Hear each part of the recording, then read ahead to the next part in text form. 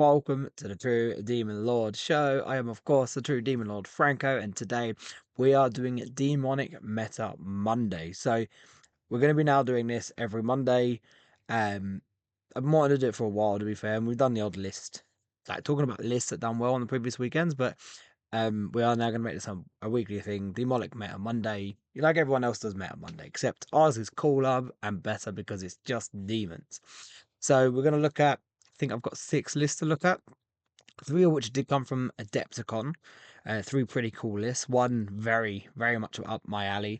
And then 3 more lists that we're going to look at. One I think is a teams list, and then 2 more just other lists that did well. I guess parameters for this, they are going to have to be 5-round events, because 5+ round events, because as much as RTTs, I do a lot of RTTs are cool. They can be a little bit skewed with data, because they could just get 3-0, go, avoid the actual more dangerous lists or players, whereas in 5+ round events, you're more likely to run into those harder matchups. So I feel like we can definitely get a lot more information. And so, of course, we're just going to be looking at demon lists, or demon lists. Shadow Legion lists are going to pop up as well with a bit of a mix. But yeah, other than that, pretty much only demon lists, as you would expect here on the True Demon Lord show. So before we do get into it, if you like the content that we do here, please like and subscribe. It helps out massively and it really is appreciated.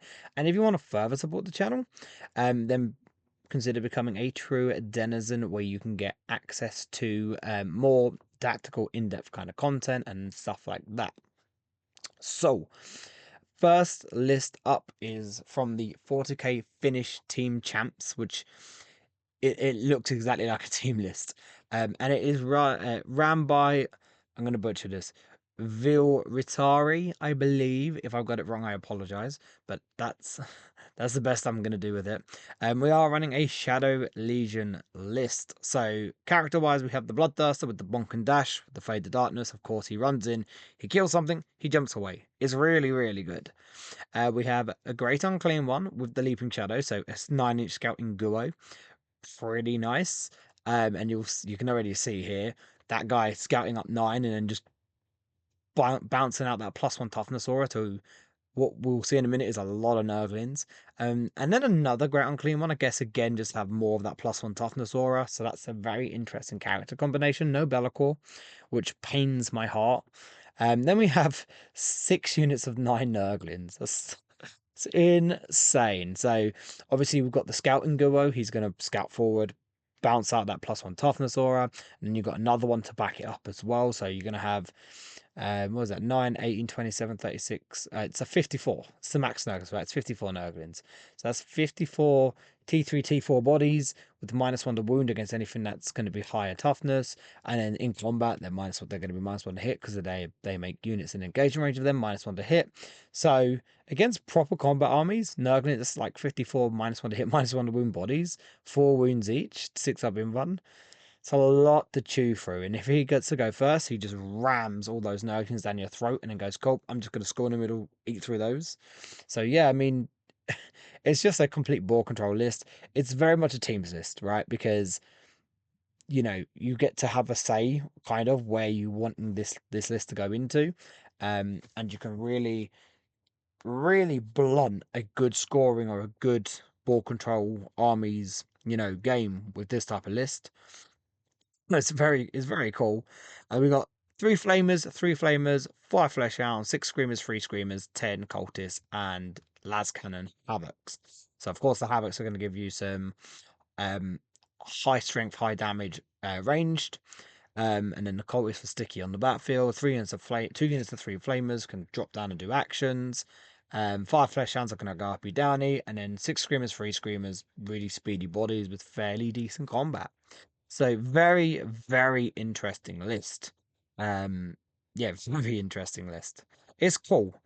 Again, it very much does feel like a teams list. I don't think you would run this in a solo event, because yeah, but as a team list, it's very good. It's very annoying. It's a very heavy skew. But it's a very cool list. Who doesn't love 54 Nurglings?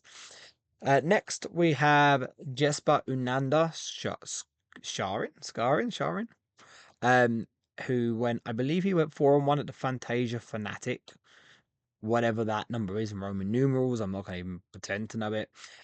We have got a demonic incursion list this time, so the classic.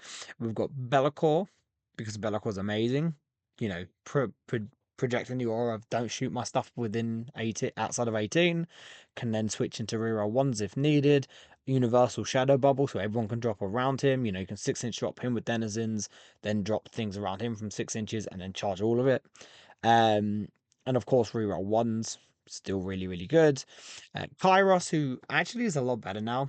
He's actually a proper CP battery, because you know his ability now is in each of your battle rounds, he just takes a leadership test, and if he passes, you gain a CP. So that's pretty nice. Gives you some indirect fire as well. And then the Lord of the Sea aura, the 12-inch aura of +1 CP to opponent's strats. So if you're worried about potentially getting like heroically intervened or interruptions in combat, just plonk Fate Weaver nearby, pretty good. If your opponent's got some pretty good defensive strats or some like um reactive move type of strats and stuff like that, again, you're just forcing them to either not be able to do it or have to spend more resources to do it, which could then affect their next turn and stuff like that. So pretty decent overall now. I think that Mortal Wound battery, like the change to his Mortal Wound ability for me made him actually worth taking now. On top of the other stuff he already has. Scarbrand, who is just an animal and an absolute beast. He's basically he was already kind of there anyway, but I think with Shalaxi taking a hit, he kind of just steps in front of her now. Advance and charging always. His +1 attack ability affecting him now as well, which is good. And then just, flat 6 damage is pretty nuts. 9 attacks, strength 16, -4, -4, flat 6 damage. Pretty good. And he's just going to be an absolute, combat monster. He's going to be yeeted into big things, tough things, and just bouncing it off the board. We've got the Gift Guo, because he's still amazing, even though he went up, was it 35 points? You know, he's still really, really good, because obviously he's T13, 20 wounds, 4 up invuln, 4 up for no pain. So there's a lot to deal with. And then on top of that, he's got his 6 strength 10, -2 d6 +1 damage attack. So he's actually quite handy in combat. -1 toughness ability. It's pretty good. And then we've got the Everstave Chicken. I mean, he's a solid shooting platform. And when he can have those turns where he just does nothing, like he rolls a bunch of ones, he rolls no sixes on the bolts and no D3 sustained. But then he also has games where he just hits all the time and rolls all the sustained D3. So this guy, he can go up and down as you would expect with Zinch, but yeah, he can put out a lot of work when he has those good games. 3 Nurglings for just like a counter to scout and other infiltrator units. For 35 points, 3 Nurglings are a steal. 10 Plague Bearers, field objective, holding, sticky, uppy downy mid to late game.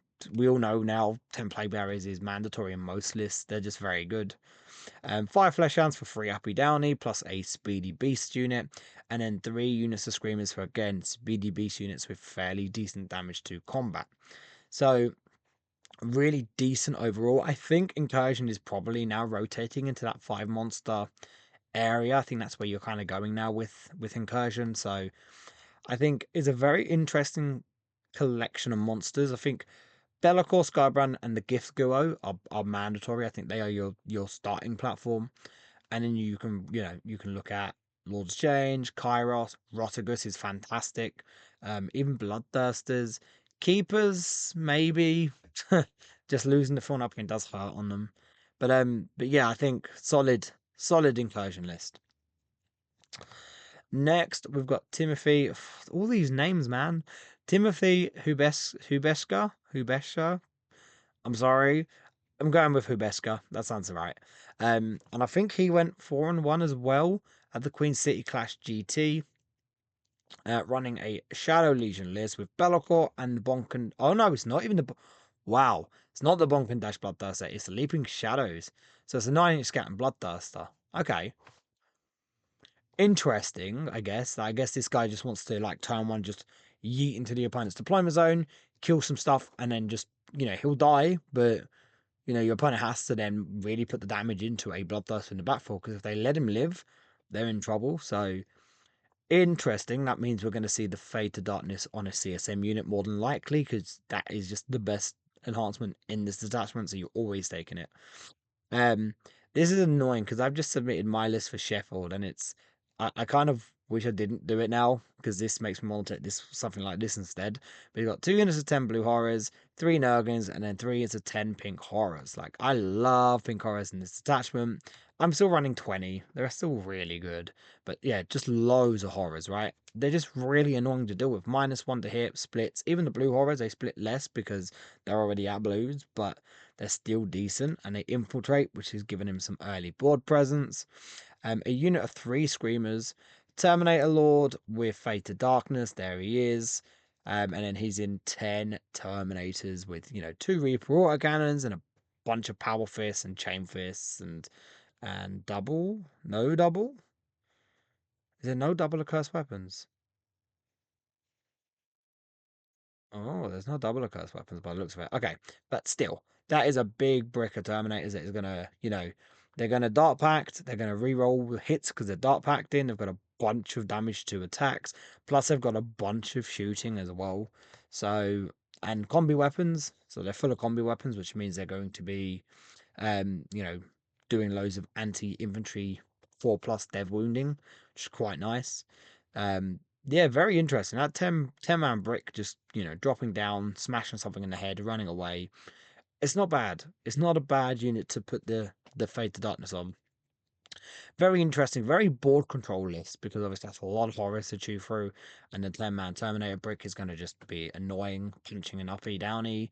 And then of course we've got the Bloodthirster, who's going to basically be a turn 1, turn 2 problem for the opponent. With that 9-inch scout, 12-inch move, D6 advance plus 2d6 charge. Very interesting version of the Shadow Legion. I like it. It's quite cool. And of course, we've got 10 cultists for the backfield, because they are mandatory. Like, every Shadow Legion list starts at 1950. End of. Right, I think we are now moving into the Adepticon list. So Adepticon, obviously, massive event in America. We have it every year. GW do loads of previews there. So the first one we got up was a really interesting list, which was run by Logan Schmidt, who went, I think he went 6-1, and he ended up losing to another demon list, which we'll get to in a bit, that went 7-1. But this is a very interesting one. So it's Incursion. This guy, he actually was on the War Games live stream, and I think he might be on the GW Twitch stream as well. So you can see this in play. So I do recommend go checking out. He played against Blood Angels, which I looked at like it was an interesting matchup. And from what I watched a lot of it, but not all of it. He looked like he bounced the Blood Angels. So yeah, very, very interesting list. He's got Be'lakor. Be'lakor is just solid. Universal Shadow Bubble. Reroll hit rolls of 1 aura, which is fantastic in this when he gets close, just really good. And then we've got 3 Bloodthirsters, one of which has the Argath, so he's getting +2 attacks, +2 strength. And then Scarbrand. That's 5 monsters, 4 of which are pretty angry, especially Scarbrand. So yeah, I mean, it is hurting me as someone who is notoriously not a big fan of Bloodthirsters. Triple Bloodthirster and Scarbrand is pretty insane in Incursion. Like, yeah, it's nuts. I mean, the potential damage here is also insane. Because when they want to do their work, they can. They will do a lot. And the idea of just, Be'lakor 6 away, Bloodthirster, Scarbrand, charge him. That's really hard to recover from if you can get that into something, pretty important on your opponent's side. And then there's still, a T11 a monster with 18 wounds, a 3 up armor, and a 4 up invuln. So they still take dedication to bring down as well. So yeah, really, really nice. Um, and then we have 3 Beasts of Nurgle for, 6-inch scout, and then just super tough, healing when they're not dead at the end of a phase. Just solid objective holders, and I'm pretty sure he was using them as objective holders from the games I watched. And then 2 skull cannons, very interesting. Again, I think he uses skull cannon on the backfield to hold that. Pumping out shots, being able to potentially Battle shock after they shoot at something can stop things like heroic intervention or interrupting. So, because obviously this is a very combat intensive list, the Thirsters want to go in and start punching things in the head, stopping special units from being able to heroically intervene, or stopping anyone from being able to interrupt means your Thirsters can just go to town, without having to worry about being punched back. So yeah, really interesting. Listen, again, he went 6-1, so super good run from Logan, and a really really interesting list. That yeah, it looks super fun. It looks really really fun. Very angry list. So next we have friend of the show. He will be on the show very soon. Talking about his run, and I think he went. Did he go 4 wins, 1 draw, 1 loss? I believe. Done pretty well, and I think he actually lost to the same list that the Bloodthirster list lost to. I think. Don't quote me on that, but I think he might have. So, Mr. Kevin Leonard, possibly the best demon player in the world, aside from myself, of course. Um, but no, Kevin's amazing, amazing, amazing. And he's running Shadow Legion. He's got Be'lakor and he's got the Bonken Dash Bloodthirster. He's got 6 Nurglings, 3 Flamers, 5 Fleshhounds, 5 Fleshhounds. So a good little bit of utility scoring there. No real battle line though, no Bloodletters, no Pink Horrors. Interesting. But then we have max unit of a Curse Cultist, max unit of a Curse Cultist, max unit of a Curse Cultist. 10 Cultists, 10 Cultists, and then Dark Commune with the Leaping Shadows for the Scout 9. And then another Dark Commune, this time with the Mantle of Gloom. So that's the while enemy units within engagement range of the bearer's unit, they reduce their OC by 1. And obviously been attached into a Curse Cultist. So a lot of bodies with good OC, well, not good OC, standard OC1 on them. So being able to reduce OC, and this can reduce 1 to 0. So yeah, I like that. And then another Dark Commune, just bare bones. So we've got 3 ACDC units, which are obviously a Curse Cultist Dark Commune combination. One of them is pre-game moving 9 with the Leaping Shadows. Of course, the other 2 units can't scout, even though they have Scout 6. The Dark Commune themselves don't have Scout, so it cancels out the Scout on the Accursed Cultists themselves. But it's a lot of wounds with a 5-up invuln because of the unit and because of the Dark Commune, and then 6-up for nothing from the unit itself. Very, very just wants to kind of run at you, jump on you, lock you in, and just be really aggressive. And then the 2 units of Flamers can drop down, do actions. The Fleshhounds running about, uppy downy. The Bloodthirster, picking things, running away, coming back. Be'lakor keeping it all safe at range and then making it better when you get into combat. And 6 Nurglings gives you a good little bit of mid-board presence early with screening and stuff like that. And then 2 units of cultists, one to sit on the backfield, one to move up and stick in the mid, I would assume. And then the option to go up and down as well was there. So very interesting list from Mr. Kevin. I don't like the triple ACDC, but that's just because the demon player in my heart is hurting. I was hurting running 2 units of Legionnaires and a unit of Possessed. That for me was too much CSM. So this, oh my god. But it is a very cool list and it's very interesting. And of course, I think we're going to see more of it as time goes on with Shadow Legion. So, and then we have Mr. Justin Curtis, who went 7-1 at Adepticon, losing to the world champion in Folger Piles, who's running Eldari. So definitely a great run. Running Scintillating Legion, a very interesting version of the Scintillating Legion list. So we've got a Demon Prince on foot, not with wings, and he's got the Improbable Shield. So that's the 6-inch aura of 4-up 4-no pain against mortals. So interesting, and obviously this dude gives that 6-inch aura of stealth, and then one phase per game he can give himself a 3-up invuln, so he becomes pretty tough. 2-up armor, 1 phase per game, 3-up invuln, 4-up 4-no pain against mortals. So yeah, not awful, and then obviously giving out that mortal and stealth aura outside of 6 inches to everyone else. We've got a Fluxmaster with an inescapable eye. So the Fluxmaster is the disc, the Herald and disc, giving -1 to hit for his unit. Being able to change 1 hit roll, 1 moon roll, or 1 saving throw of his own to a 6 once per game means he can get some devs because he's shooting his dev wounds. And then of course having an inescapable eye means while he's on the battlefield, At the start of your turn, if your opponent has at least one flux token, you gain a flux token. So it means if your opponent has any flux tokens at the beginning of your turn, you're gaining two. One for just the general flux token rule, and then one for that. So it means that Justin has just been able to hemorrhage in flux tokens, even if he's given them up to his opponent. We've got Mr. Kairos, who's, yeah, giving him CP, giving him, an indirect ability, or indirect shooting, sorry. And again, having that Lord of the Sea ability as well for the +1 CP within 12 inches. Pretty decent. We've, of course, got the Infernal Puppeteer Lord of Change, who is just, auto take for this detachment.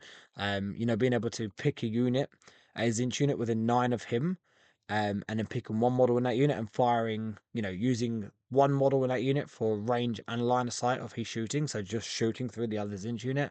Really solid, really good. And then we've got the Changeling, who's fantastic. Of course, he can potentially turn off shooting within 12 inches on a 6. And then anytime he gets targeted, opponent has to take a backshot test. He's very solid for holding the backfield. And again, you can uppy down him if you really want to in this detachment. 10 blue horrors gives him midfield presence, some good screening. I like it. It's a unit that the Puppeteer Lord of Change can shoot through as well. 3 Nurglings, 10 pink horrors. Pink horrors are good. And 10 plague bearers. I mean, they're probably going to sit on the backfield and sticky. They can't go uppy downy, so when they're down, but they're a decent unit. I assume they might start on the back, sticky it, and leave something else on the back, and then move forward. Then we've got one burning chariot who's going to like ping shots or something and then let everything else ignore cover when they shoot at that target. While also having the new Screamer bites attack. So, 6 attacks hitting on 3s at strength 6 -2, 2 damage, anti-monster vehicle 4+, pretty decent. And then 3 Zinchi Soul Grinders. Now, of course, not having run them on bases makes this pretty decent. And of course, Soul Grinders in Scintillating are pretty decent. They're throwing, D3 blast shots at strength 12, 13 within range of the Lord of Change. At strength 14, -2 D6 damage, D6 +2 damage. And obviously they've got some good combat. They can do tank shock. And then you've got the strap where you can treat a unit as not being locked in combat. So, they can be in combat with something, treat it as not being locked in combat, or treat something as not being locked in combat with it and then shoot into it, which is quite nice. So yeah, very interesting list. Justin was on the. Don't know if he was any of the war. I don't know if he was on any of the War Games live streams, but he was on the GW Twitch channel stream, which he played Folger on, which was his loss. I don't know if he was in any other streams, so there is a game there where you can kind of see how he played it. But I like seeing Scintillating Legion do well. As a Zinch nerd, it's cool. I like it. It makes me really want to play it, though I wouldn't play this version of it because, Soul Grinders for me don't really work very well in this country, sadly. Not yet anyway. Fingers crossed that does change soon. But I do like the list, and it is really cool to see Zinch doing well. No Neverblades is interesting, having the Prince with the shield. But I guess, if your opponent's putting out a lot of dev wounds, or they've just got loads of mortal wound abilities, this is a really good way to counter that.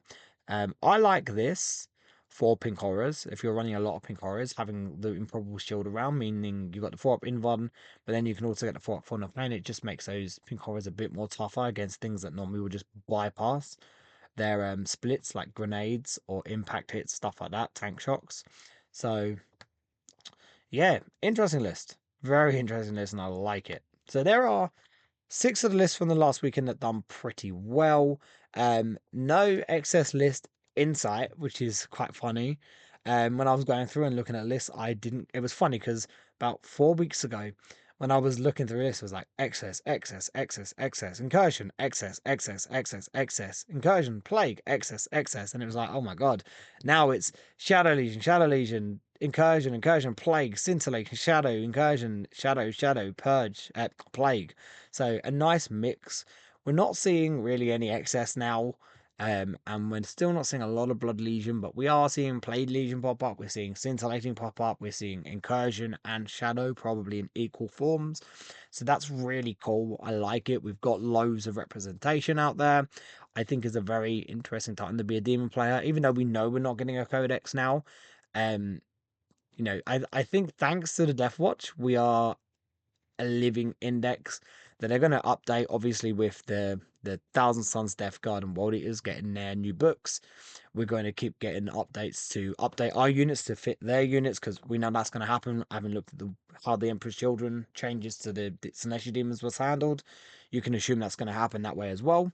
But yeah, so overall, it's a good time to be a Demon player, and there are lots of ways to play demons, which is really, really cool.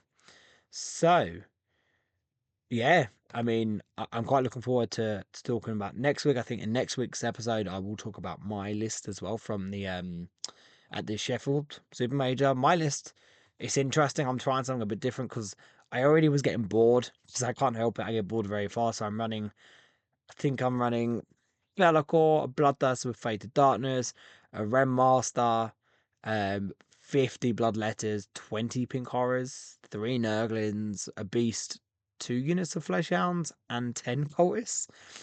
I just got bored. To be honest, I regret I regret submitting that list, but I thought, screw it, we're just gonna have loads of advanced and charging OC2 damage to bodies that are just going to hopefully overwhelm my opponent.